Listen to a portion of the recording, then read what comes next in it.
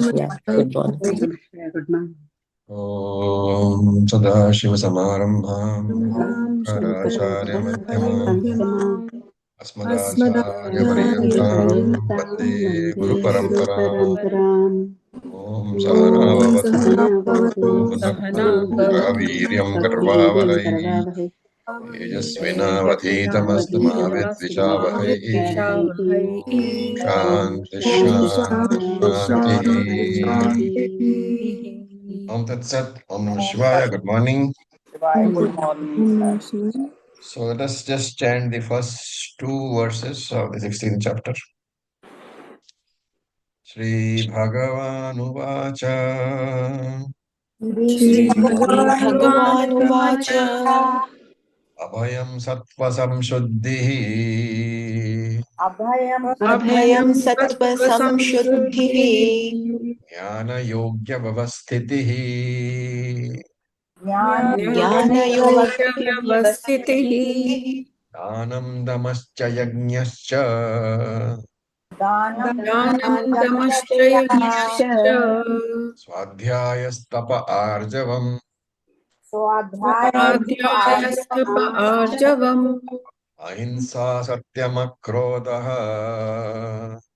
Ahimsa Satyamakrodha Tyagashantirapaishunam Yagashantirapaishunam Daya Bhutveshvaloluptvam Daya Bhuteshvalolupam Ardhavam Rira Chapalam Madhavam Veera Chapalam Tejakshamadhrati Shaucham Tekshamakuteshotapam Adroho Nati Manita Adroho Nati Manita Bhavanti Sampadam Daivim Bhavanti Sampadam Daivim Abhijatasya Bharata.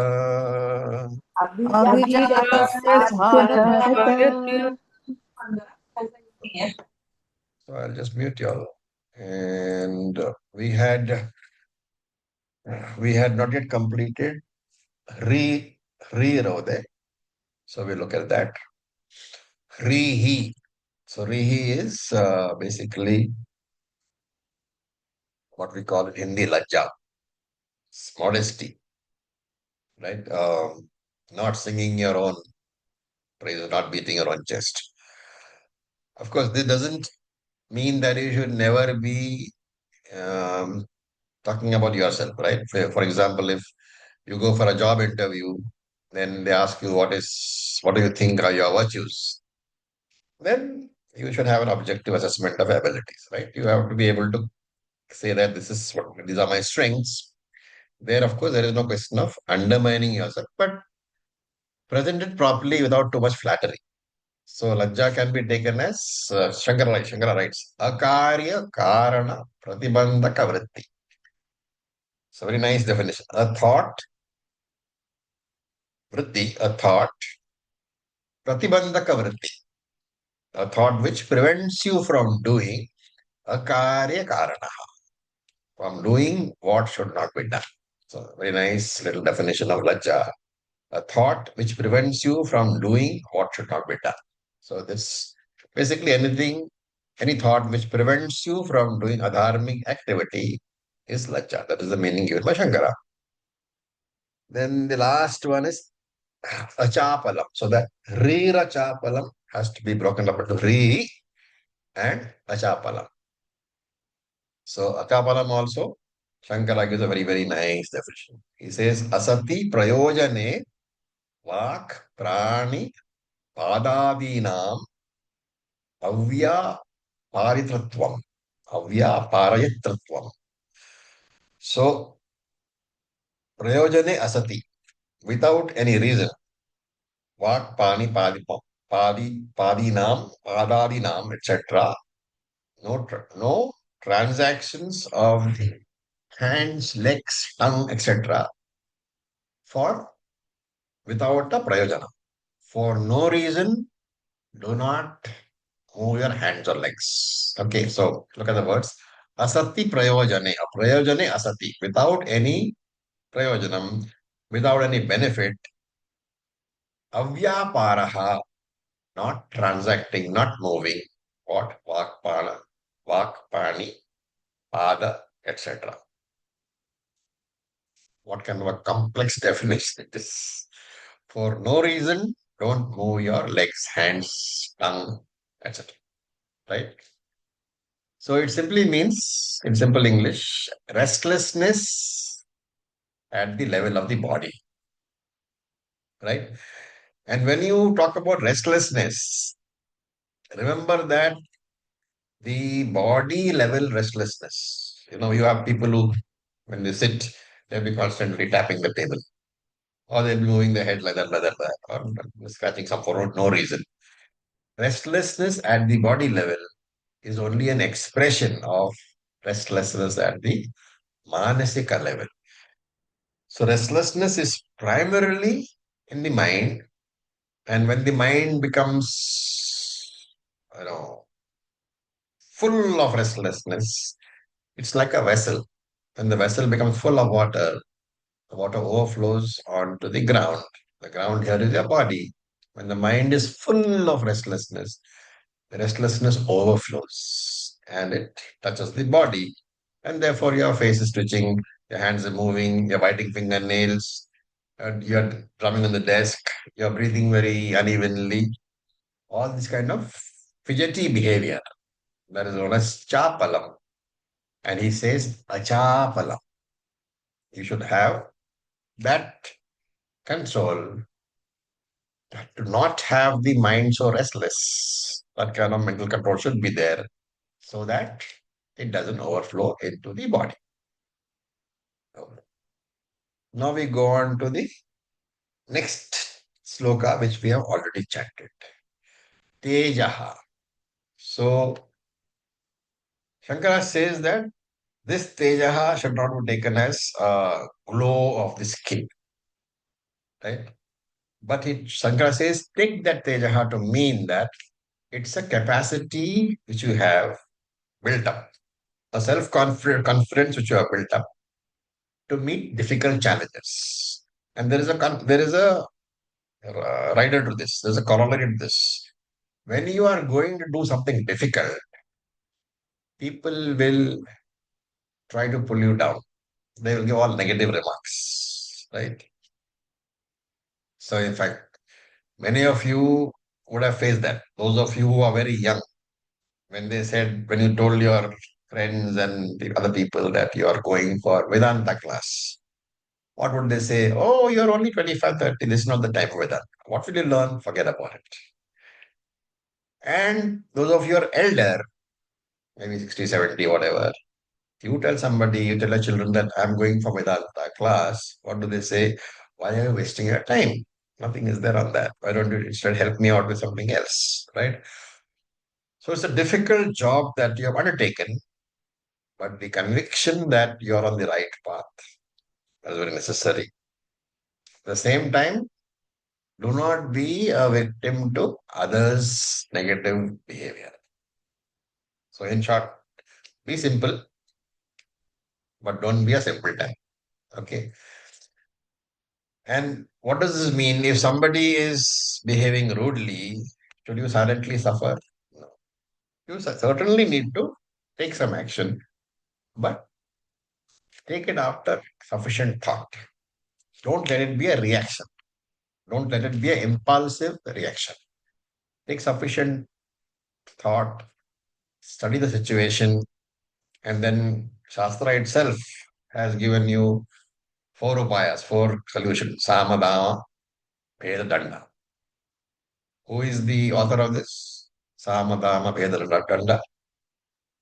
Chanakya. Chanakya. Chanakya, another name. Anybody knows? Kautilya. Kautilya is a real name. Chanakya was better known as Chanakya. So this, yeah, this is no nonsense attitude. Okay, that is Tejaha. That I will be polite to people, but I will not take nonsense. I will not be a doormat.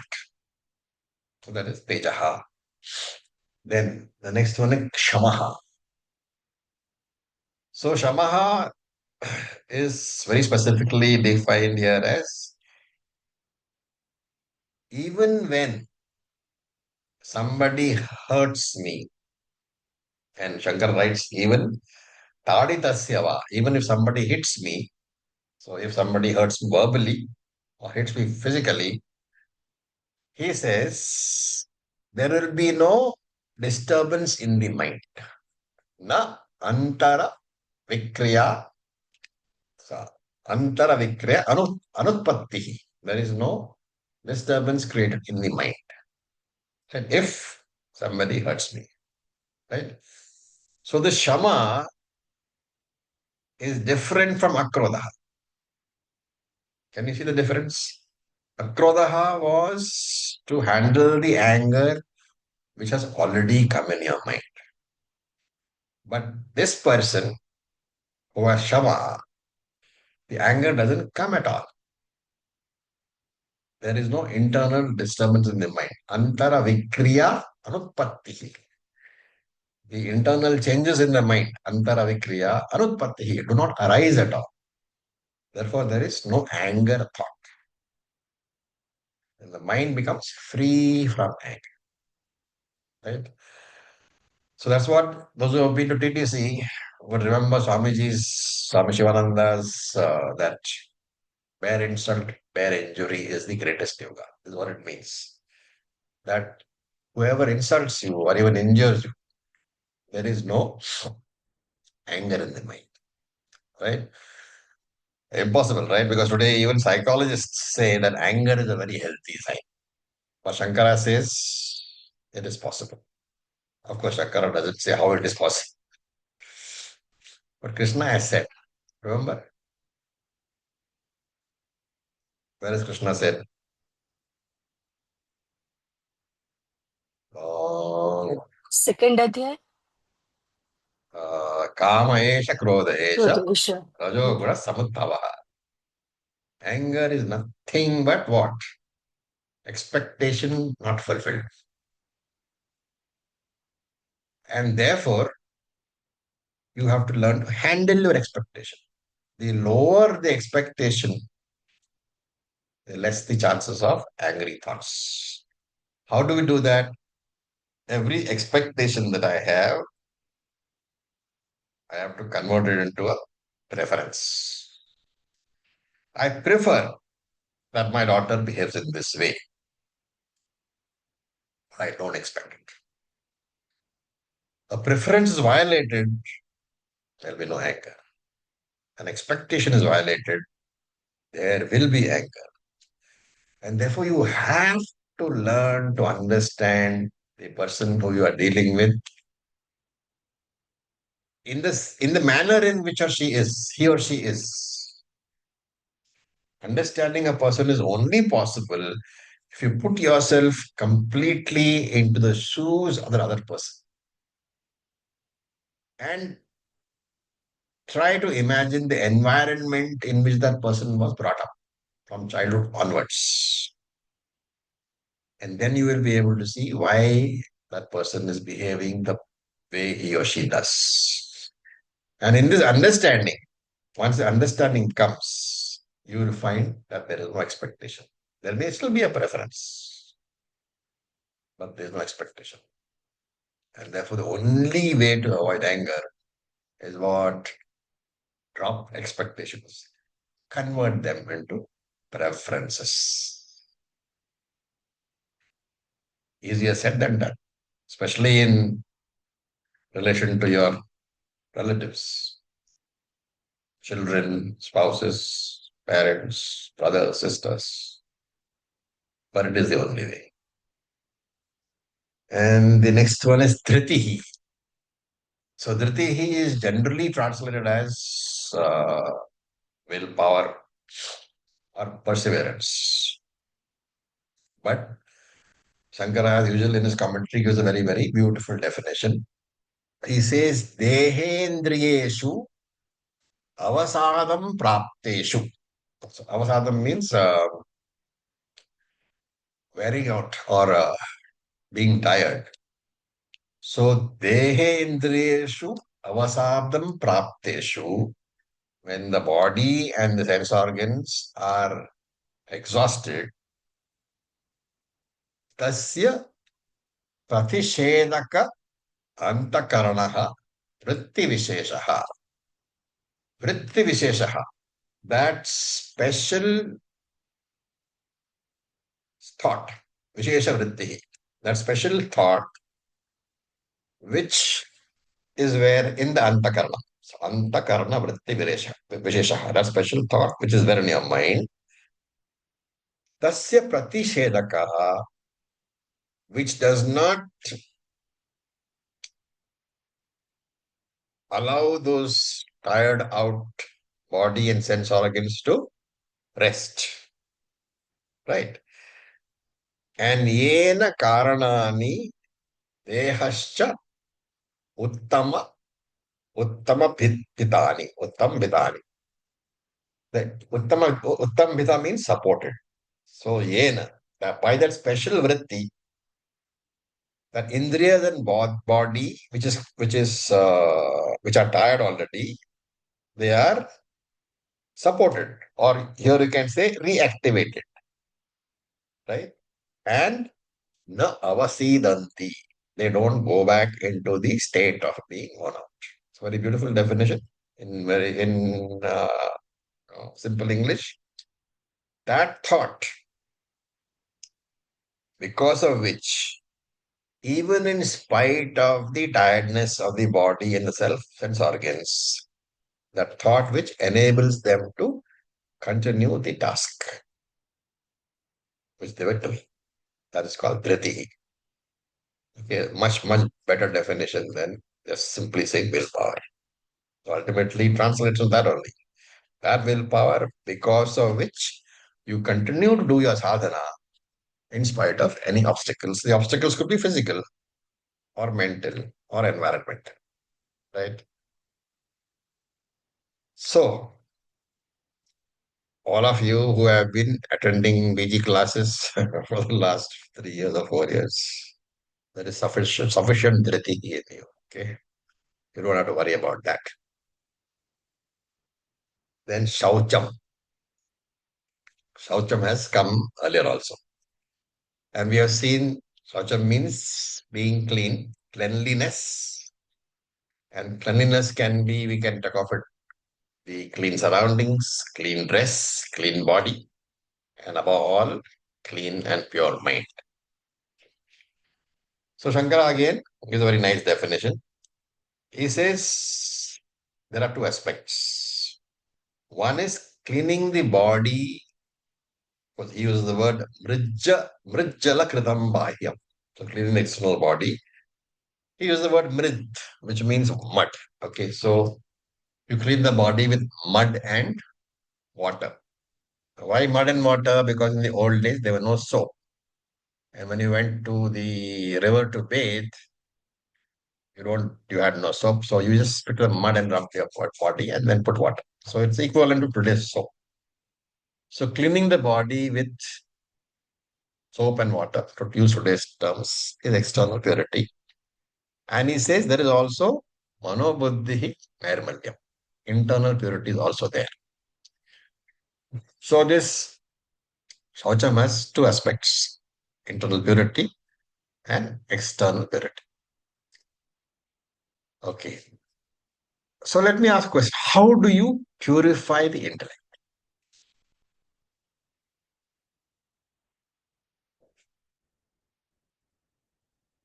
What is meant by purifying the intellect? You're all senior students, so you should be able to answer that. By thinking positive things. Removal of Arishad Vargas. Beg your pardon? Working on Arishad Vargas. What is the job of a purified intellect? That Vivek and Vairagyam, especially Vivek, discrimination, having that Discrimination. power of discrimination. How do you get the power of discrimination? Through knowledge. By study. Samadhamma and all other things. Nididhyasana. In the beginning, You can get all the knowledge that you want, but if you don't learn to sift it, you know, yeah, I don't know if you've seen in the old days, you know, when wheat was purchased, you had that big thing in which you put the wheat and it, what was that for? Sieve. Super. Supri. Well, Remove the unwanted you would separate what from what? impurities. You are Grains purifying the from stones. Pure from grains from the impure. stones, right? So therefore, when you get something, you get everything, grain, stones, everything. When you get knowledge, you get both correct knowledge and confused knowledge. Discrimination is the power to separate, accept what is correct, throw out the rest. So in the old days, what we used to do, there was something called Taraka Shastra, which trained you to think logically. Right? Taraka Shastra nobody studies nowadays. But it's not to say that today's schools don't have sciences which teach you to be discriminate. We have, right? We have math, we have physics, we have chemistry. So many things we got. How to think logically, right? So that is the way of learning to think logically. So Shankara says that the net result of a intellect which has been trained to think logically is that this mind, this intellect is free of Maya, Raga, etc. In short, if you take Maya as not Anadi Maya, you have to take it as the magician's Maya, the deception, and Raga is attachment. So basically, absence of Asuri Sampath. That is the result of a purified intellect. Okay, so that's very important. One of the reasons for Shacham is that so that your mind becomes pure. Okay, then Adrohaha. Adrohaha means, here Shankara says, the absence of the intention to hurt others. Adroha is different from ahimsa at the physical level. Ahimsa can express at physical level and at mental level. So if you have ahimsa at the physical level, there is no expression at sorry, the other way around. If you have ahimsa at the mental level, there is no expression at the physical level. And therefore, adroha is ahimsa at mental level. Shankara's commentary is you should not harm others, yes. But not only that, there should not be even a mental intention to harm others. The very lack of the intention is adroha. Right? The huge difference. You may not hurt others at all physically, but you may not have adroha. Your mental intention to hurt others may still be there. Why is this so important? Arjavam will not be there in that There is no case. arjavam. Your three personalities are not aligned. And you cannot keep mental intentions to harm others very long without finally translating into physical harm. Then nati manita. So nati manita can be broken into na ati manita. This we saw already in a different form where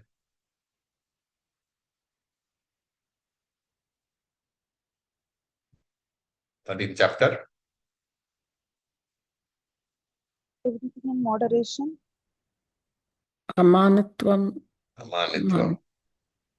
I'm telling you again and again, you have to chant the Gita daily. If you don't, you will not only will you not understand what we're talking about, but you'll never be able to connect.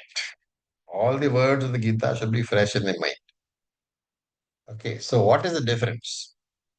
Now, Atimanita means freedom from excessive pride, freedom from thinking that I am a great man. So Shankara says Atimanam means excessive pride. Absence of Atimanam means absence of pride. Right? Absence of excessive pride. What is the difference between Amanitvam and this?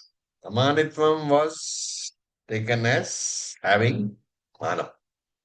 Not having manam, right? Excess, not having pride. But here very specifically, Shankara says it is not Atimanam, is Atyantam mana, excessive pride. So Amanitvam is absence of pride. Natimanita is absence of excessive pride. The only difference is the word excessive. Anything excessive is bad. And therefore, Atimanita can be taken as a very, very, exalted opinion of myself, which may not be shared by others. Right? So, unwarrantedly high opinion of yourself. It's a very important virtue for a Vedantic student.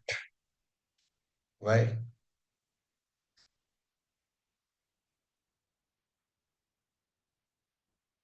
Sometimes the knowledge, in fact, also may induce a certain pride or a certain superiority or self-importance.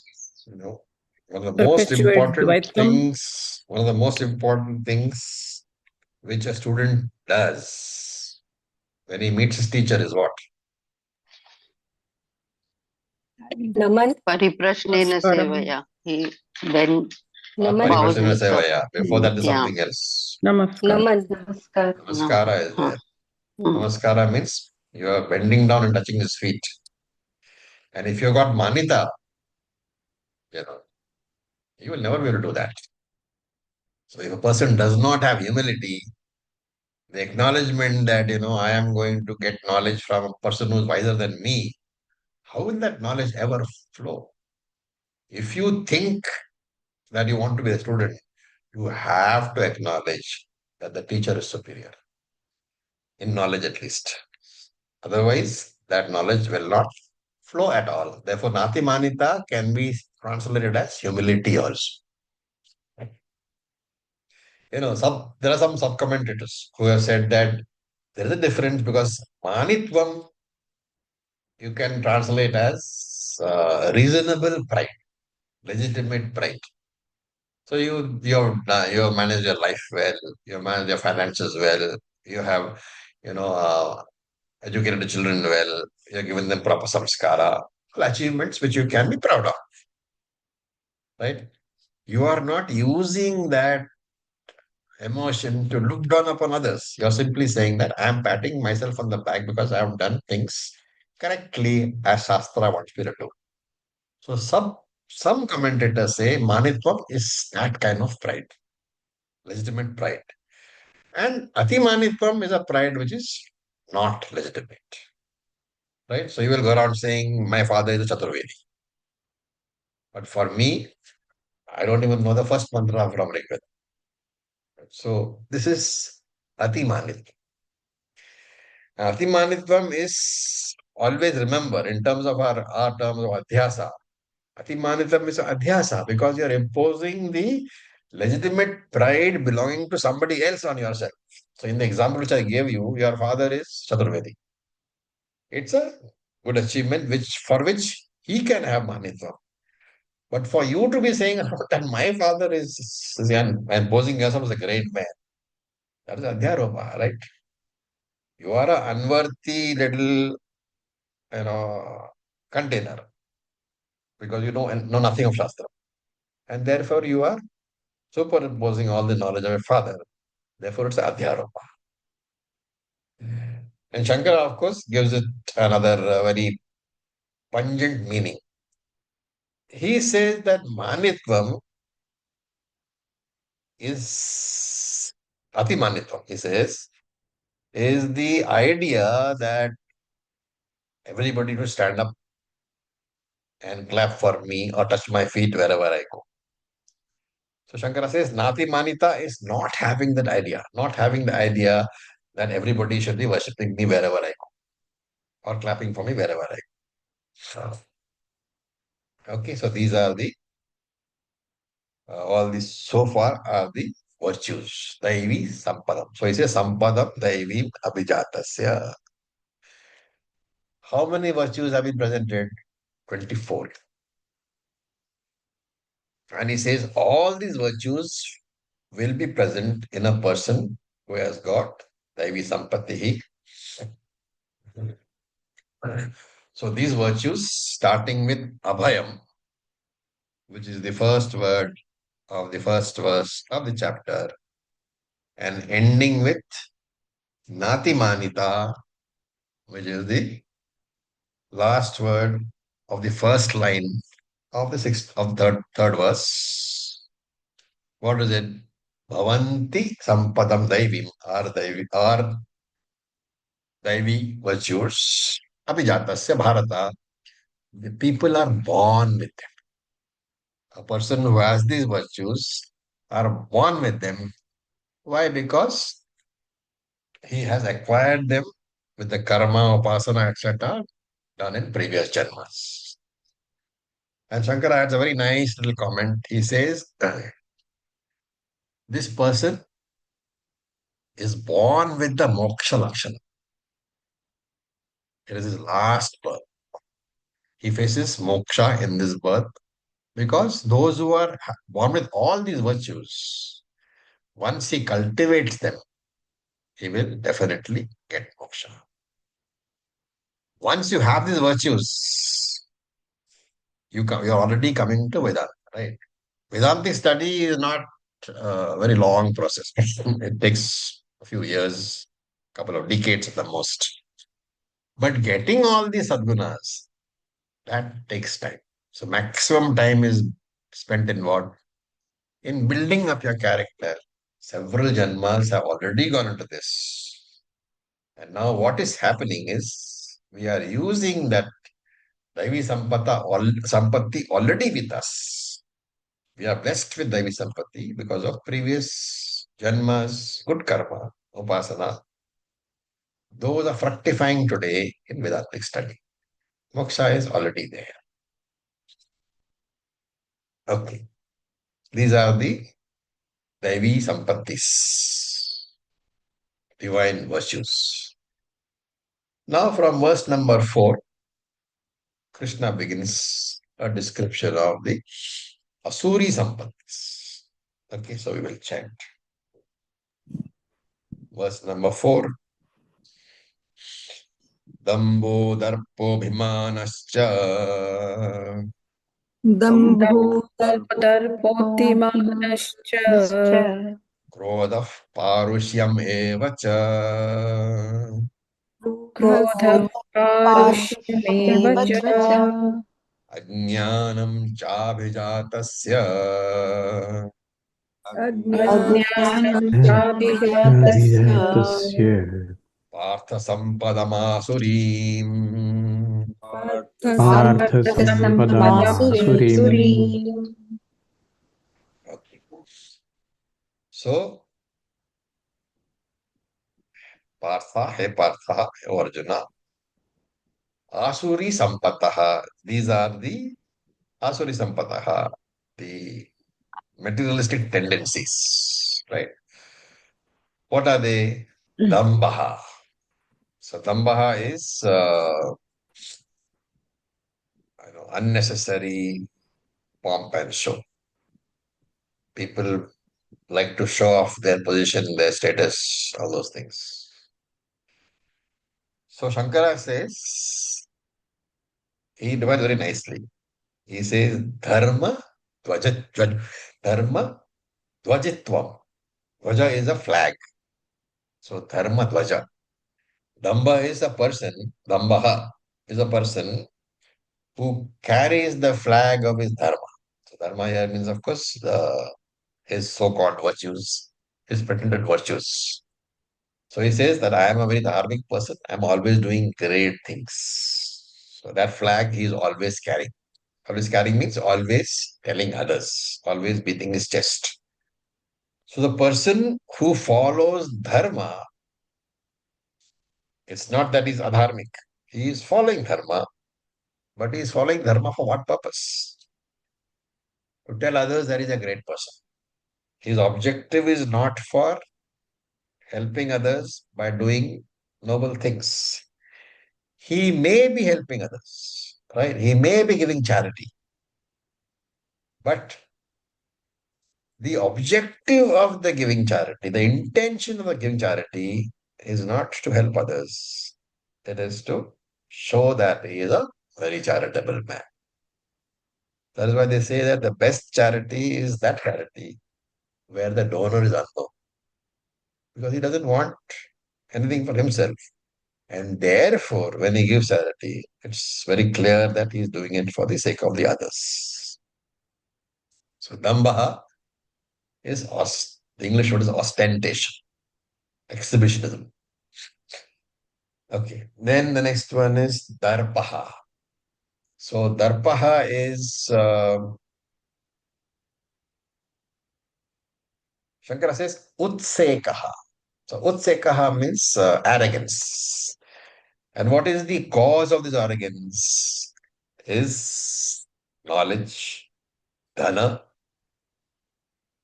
money, vidya, knowledge, swajana, relatives who are great, powerful relatives. So his definition is very nice. Darpaha is vidya, dhana, swajana adi, nimitta utsekaha. Utsekaha, nimittaha, caused by vidya, dhana, swajana adi. Vidya means by knowledge. Dhana is money. Swajana adi means relatives who are very powerful. Right. How is this expressed? Shankara doesn't mention. So Anandagiri in his comments writes, in his sub-commentary, he says, this arrogance is expressed by not respecting elders, not respecting those who are worthy of respect. And he says, elders means you have to talk about the classification of elders in Shastra. What are they? Elderly people, that is Vriddaha. The word is Vriddaha, elders. Vriddaha is classified in three types. Jnana Vriddaha, Vayo Vriddaha, Shila Vriddaha. So normally when the society uses the word Vriddaha, it means Vayo Vriddaha, Vayasi Vriddaha, the people who are elderly by way of age, who have lived longer. But there are Jnana Vriddaha, people who are superior, elder, by way of knowledge. And people, there are Shila Vriddaha, people who are elderly by way of experience. Right? So if there is a young teacher teaching you something and you are old, right? That person is Shila Vriddaha. He is elderly to you, not in terms of age, but in terms of his experience. Similarly, if there is a young teacher who is teaching you something, you are old, but he is young. He is Jnana Vriddaha. And therefore Shankara says, Anandagiri says that this person should give namaskara to all these three. The physical age doesn't really matter. What matters is he in a superior position, in a higher position in terms of knowledge and experience? And to that person also, you should give namaskara. And we have examples of this in our Shastram, in our Puranas, where people with asuric tendencies have been shown to disrespect elders. Duryodhana for one, right? So that is why once you have a background of Vedanta, when you read the Puranas again, they are no longer a story. Basically, you can see all the teaching reflected in all the stories. Okay, then Abhimanaha, Abhimanascha, Darpo Abhimanascha, Darpa Abhimanaha. Abhimanaha we know is again looking upon oneself with great pride. Everybody should come and fall at my feet. So Darpaha and Abhimanaha are related. Darpaha is arrogance expressed at the physical level, at karma level. Right? While Abhimanaha is at the internal level, at the mental level. So you may have Abhimanaha without having expressed it externally. Abhimana expressed is Dharma. Abhimana at the mental level is the feeling that I would like to receive namaskara. When that feeling is translated into actual action, you're telling people that no, you have to come and pay your obeisance to me because I am your teacher. So that is externally expressed dharma, abhimana, which is called dharma. Okay. Now, some, in some texts, I think the Gita press texts, those who are using, they would find the word atimanaha here instead of abhimanaha. So both mean the same, right? And therefore, we should not go into a discussion on what is atimanaha and what is abhimanaha. Different words used by different texts, by different publishers. Then, krodha. Krodha is anger. And I am a powerful person because I am in a very good position somewhere, a great corporate, executive. And therefore, I don't mind ill-treating anybody. So those who have worked will know that, and especially in today's world, an American tendency is there. You treat people badly. You know, if you have a subordinate working, you treat him as badly as you can because that expresses the fact that you are his superior. So this is anger. You have to understand why the anger is there. There may be a lot of expectations which have not been met because that we said expectation only breeds anger. Is the only cause for anger. And therefore, when you find a person who is behaving badly with you, even if he is in a position of power, you have to sympathetically view it because that anger is born out of some expectation which has not been met, some frustrated expectations. And that behavior, of course, is bad for others. It's also bad for himself. Shankara doesn't comment upon this at all because everyone is familiar with Krodha. Then, Parushyam evacha. Parushyam is Parusha Vachanam. Parusha Vachanam means very harsh and unkind words. Right? And this can be by way of sarcasm also. So Shankara gives an example. He says if there is a person who has lost one eye, supposing, and then very sarcastically when referring to him, you call him, oh, one with beautiful eyes, please come here.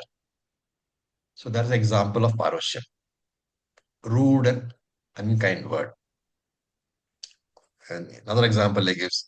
Supposing you have around you some ugly person. Physically, the Lord has given him features which are not very, very nice to look at. But you say, oh, come, you are such a beautiful, good-looking person.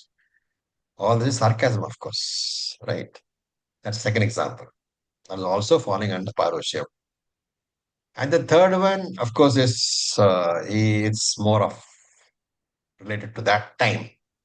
So if you have somebody who is belonging to a lower caste, the caste system is prevalent then also. Somebody in lower caste, and you address him sarcastically saying, oh, high-born person, please come here. Right? That is also Parusha. Why does Shankara spend so much time on this? Remember that many of us have the idea that sarcasm is very witty and funny. Don't we? But remember that in the attempt to look very witty, you end up hurting a lot of people. And that's why Shankara says these are rude and harsh and unkind words. You should not be using them at all. Sarcasm is not in the box for a Vedantic student.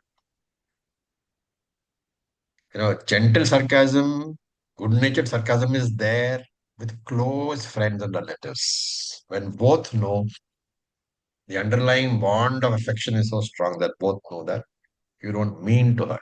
That is different. But normally, you should not use it. And then, ajnanam. Ajnanam normally means ajnanam, ignorance. But here, Shankara says this ajnanam should be taken as mistaken knowledge, mithya pratyayaha, aviveka jnana, non-discrimination. About what? He says this person, this ajnanam, is the lack of understanding, the lack of discrimination of what is to be done and what is to be not done. What is ethical and what is unethical, you should know.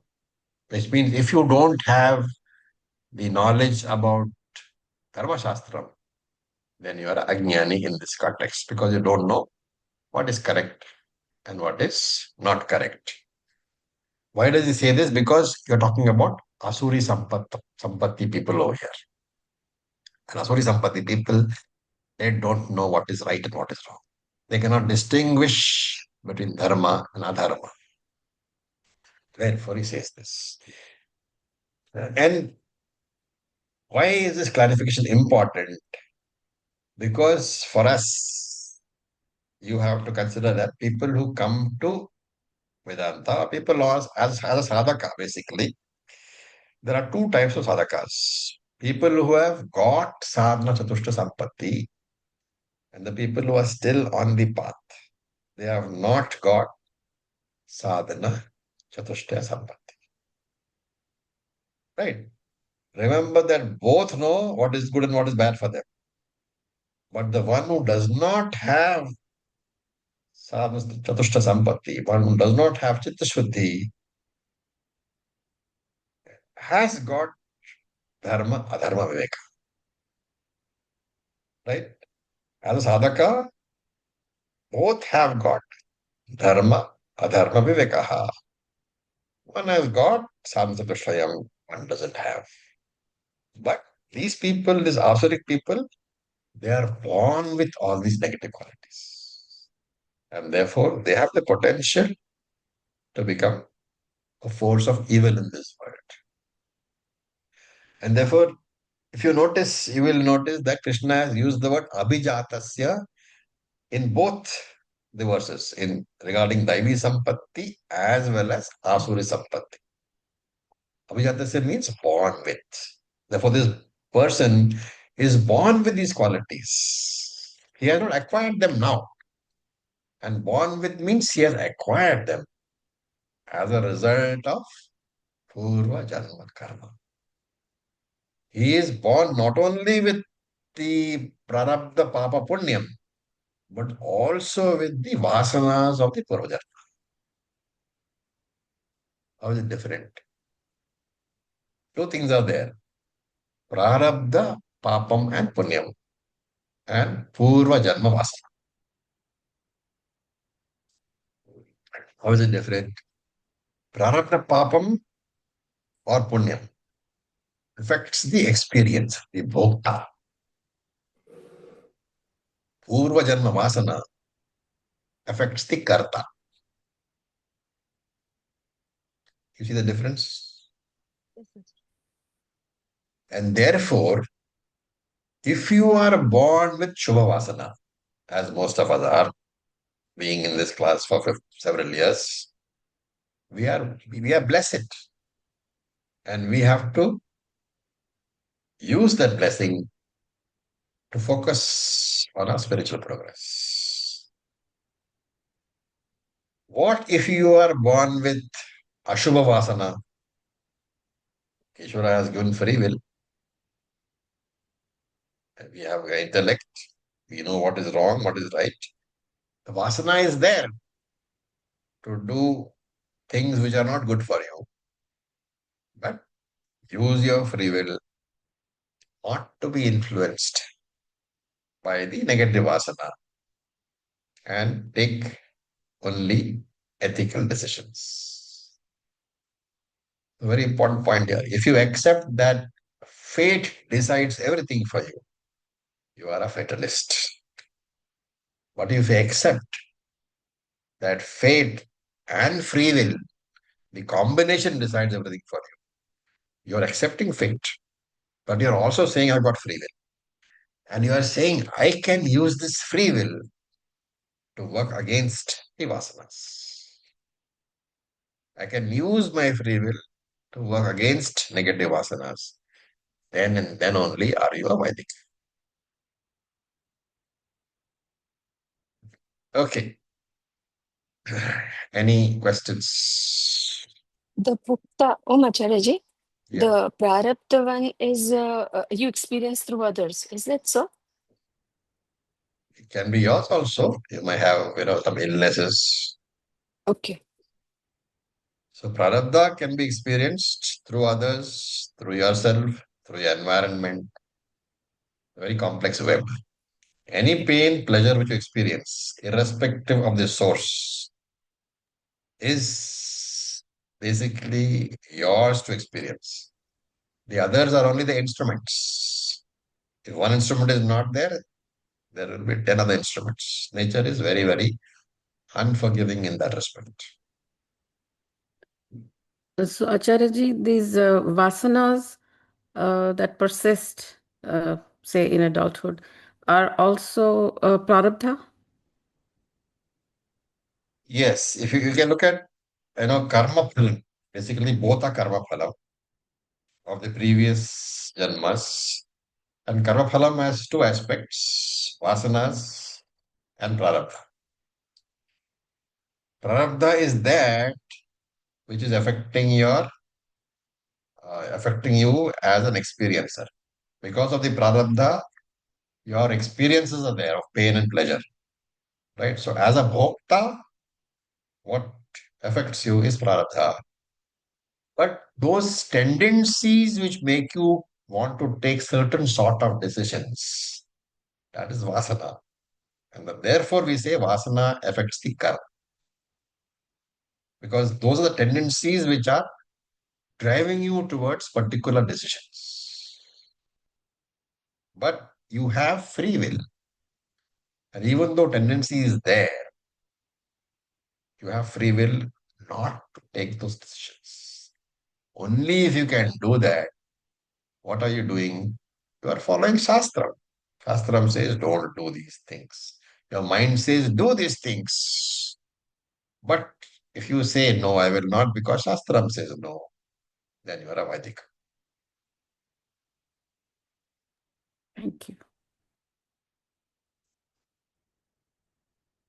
Okay, I don't think we have enough time to, even do a reasonable part of the next verse. So we will stop here. Om Purnamadav Purnamidam Purnat Purnamudachyate Purnasya Purnamadaya Purnameva Vasishyate. Om Shanti Shanti Shanti. Om Tat Sat. Om Namah Shivaya. Thank you for your patience. Thank you, Acharya.